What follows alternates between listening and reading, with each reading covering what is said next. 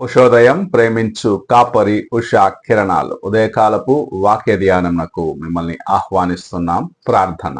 మమ్మల్ని మిక్కిలిగా ప్రేమిస్తున్న పరలోకపు తండ్రి, ఈ ఉదయకాల సమయానికై వందనములు స్తోత్రములు చెల్లించుకుంటున్నాం. మమ్మల్ని ప్రేమించి ఈ దినమును అనుగ్రహించిన నీ కృప కొరకు వందనాలు. ఈ ఉదయకాల సమయమున మాతో మాట్లాడము.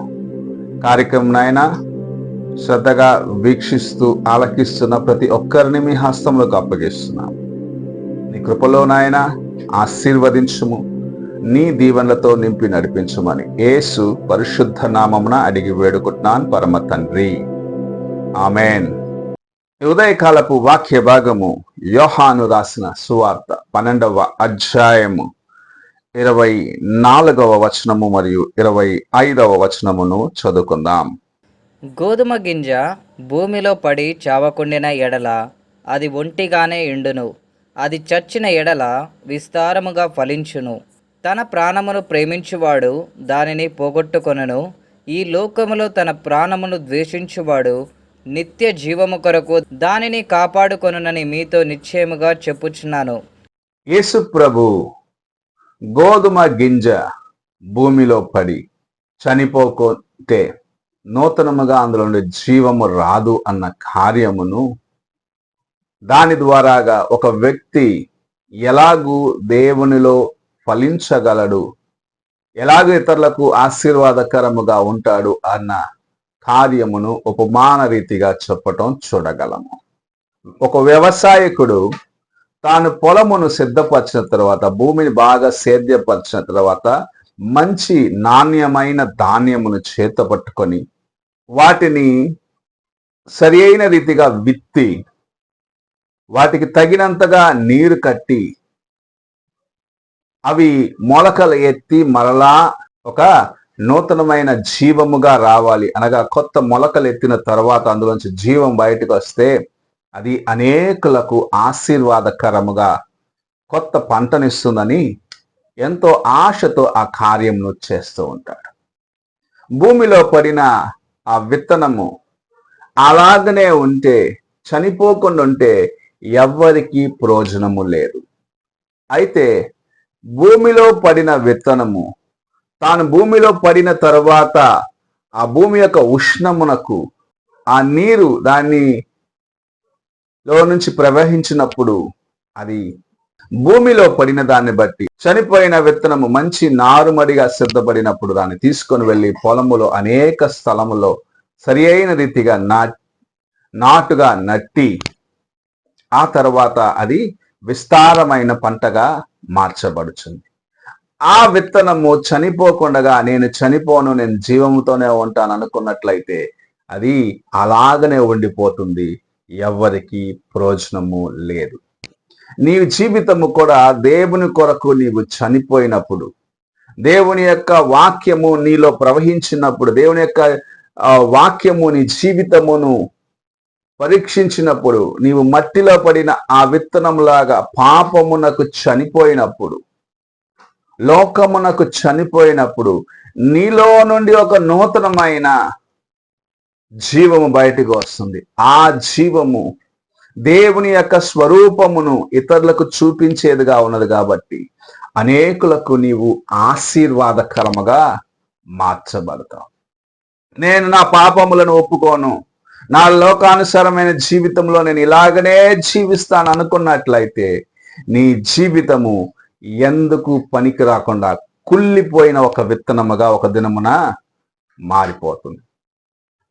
అలాగనే నేను ఉంటాను, నాకు ఇష్టం వచ్చినట్లే నేను ఉంటాను, నా జీవితము నా ఇష్టము అనుకున్నట్లయితే నీవు కుళ్ళిపోయి క్షీణించి ఎవ్వరికి ప్రయోజనము లేకుండా మారిపోతావు. అయితే దేవుని యొక్క వాక్యము నీలో నుండి ప్రవహించినప్పుడు, ఎలాగైతే పొలములో నీళ్లు ప్రవహిస్తే ఆ నీరు ఆ విత్తనమును తడిపి అందులో ఉన్న ఆ యొక్క నూతనమైన మొలకను బయటికి తీసుకొస్తుందో, అందులో ఉన్న జీవమును బయటకు తీసుకొస్తుందో, అలాగే దేవుని యొక్క వాక్యము నీలో ప్రవహించినప్పుడు నీ హృదయమును తెరచి నీవు ఆయన వాక్యమును ఆహ్వానించిన దినమున నీలో నుండి ఒక నూతనమైన జీవము, నీలో నుండి ఒక నూతనమైన మొలక బయటకు వచ్చి అది దేవుని స్వరూపమును ఇతరులకు చూపించేదిగా, దేవుని యొక్క స్వరూపమును నీ ద్వారా ఇతరులకు పంచేదిగా మారుతుంది గనుక నీ జీవితము అనేకులకు ఆశీర్వాదకరమైన నారుమడిగా మార్చబడుతుంది.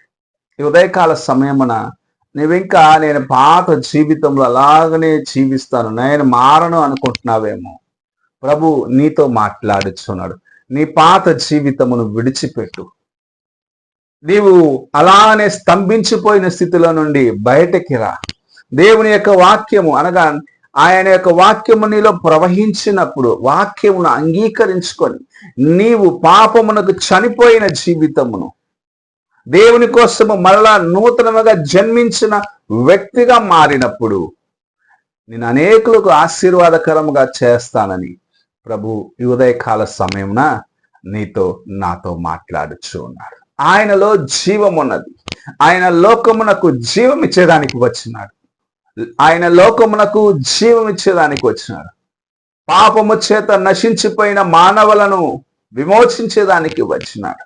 పాపము చేత బంధించబడ్డ వారిని విమోచించేదానికి ఈ లోకమునకు వచ్చి నీ కోసము నా కోసము మొదటిగా తాను చనిపోయి తనలో నుండి వచ్చిన జీవము చేత నీవు నేను రక్షించబడాలని ఆశిస్తూ ఈ ఉదయకాల సమయమున ప్రభు మాట్లాడుచూ ఉన్నాడు. నీవు రక్షించబడేదానికి మొదటిగా తాను ఒక విత్తనముగా ఈ లోకములో తను తాను అర్పించుకున్నాడు.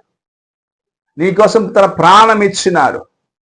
నీకోసం తన యొక్క రక్తమును కార్చినాడు. యవ్వన కాలమున ఆయన రక్తమును చిందించి నీకు జీవం ఇచ్చినాడు. నీవు ఆ జీవమును పొందుకొని అనేకులకు మాదిరికరముగాను ఆశీర్వాదకరంగాను ఉండాలని ప్రభు ఆశిస్తూ నీతో మాట్లాడుచూ ఉన్నాడు. ప్రియ సహోదరుడా, సహోదరి, నీవు ఆయన యొక్క జీవమును కలిగి ఉన్నట్లయితే ఆయన వలె ఇతరులను ప్రేమించేదానికి ఆశ కలిగి ఉంటావు.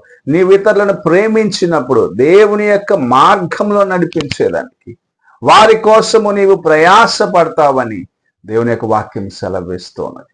నీవు ఇతరులను దేవుని కోసం ఆదాయము చేసేదానికి, ఇతరులను దేవుని కోసం సంపాదించేదానికి ఇష్టపడనట్లయితే నిజముగా నీవు దేవుని కోసము జీవించే వ్యక్తిగా లేవు. లోకము కోసము చనిపోయిన వ్యక్తిగా లేవు. లోక కార్యములు ఇంకానూ నీలో దాగి ఉన్నాయని దేవుని యొక్క వాక్యం హెచ్చరిస్తూ ఉంది. ఈ ఉదయకాల సమయమున లోకమునకు చనిపో, పాపమునకు చనిపో, లోక కార్యములను జయించు. దేవుని యొక్క ఆశీర్వాదములను నీ జీవితములో అనుభవించి ఇతరులకు అనుగ్రహించమని ప్రభు నీతో మాట్లాడుచున్నాడు. ఆయన యొక్క ప్రేమను కలిగి ఉన్నాడు. లోకములో ఉన్న వారిని, పాపములో ఉన్న వారిని విడిపించేదాని కోసము, దేవుని కోసం వారిని నూతనముగా సిద్ధపరిచేదాని కోసము నీవు అర్పించుకో. అప్పుడు గొప్ప కార్యములను ప్రభు నీ జీవితంలో చేస్తానని వాగ్దానము చేయించున్నాడు. నీవు ఒకవేళ నాకు నా జీవమే, నాకు ఈ లోకములో ఉన్న ఈ జీవితమే చాలనుకొని నీ జీవితాన్ని ప్రేమిస్తూ లోకము కోసం, పాపము కోసం పరిగెత్తినావంటే ఒక దినము దాన్ని పోగొట్టుకొని నరకములో కన్నులు తెరిచి యాతనతో, వేదనతో, చెప్పలేని ఆ యొక్క బాధతో అలమటించే దినము ఒకటి వస్తుంది. అలాంటి దినము నీ జీవితంలో రాకూడదని ప్రభు నిన్ను ప్రేమించి ఈ ఉదయకాలమున మాట్లాడుచూ ఉన్నాడు. నీవు కూడా లోకమునకు చనిపోయి దేవుని కోసము జీవించు. దేవుని యొక్క వాక్యము నీలో ప్రవహించని, అప్పుడు అనేకులకు ఆశీర్వాదకరముగా మార్చబడతావని ప్రభు నీతో నాతో మాట్లాడుచున్నాడు. ప్రియ సహోదరుడా, సహోదరి, నీ స్థితి ఎలాగున్నది ఒక్కసారి నీవు పరీక్షించుకో. లోకము కోసము చనిపోయి ఉన్నావా, ఇంకా లోక నటన చేత బంధించబడి ఉన్నావా? నీవు పరీక్షించుకో. పరిశుద్ధుడైన యేసయ్య, ఈ ప్రాతకాల సమయమున మీరు మాకు అనుగ్రహించిన ఈ యొక్క వాక్యమును బట్టి వందనాలు చెల్లించు. అమూల్యమైన నీ మాటలను ఆయన మా జీవితానికి నువ్వు అనుగ్రహించినావు తండ్రి. మేము లోకమునకు చనిపోయి నీ కోసము జీవించేదానికి, అనేకులు నీ కోసము ఆదాయము చేసుకునే దానికి మాకు సహాయము చేయమని, ఈ లోక కార్యము లోక నటన ఒక దినం గతించిపోతుందని గ్రహించుకొని మమ్మల్ని మీకు అప్పగించుకునే దానికి సహాయం చేయమని యేసు పరిశుద్ధ నామమున అడిగి వేడుకుంటున్నాను పరమ తండ్రి, ఆమేన్. తండ్రి అయిన దేవుని ప్రేమ, కుమారుడైన క్రీస్తు కృప, ఆదరణకర్త అయిన పరిశుద్ధాత్మ యొక్క సహవాసం ఇప్పుడు ఎల్లప్పుడూ తోడై ఉండి సదాకాలము నడిపించును గాక. ఆమేన్.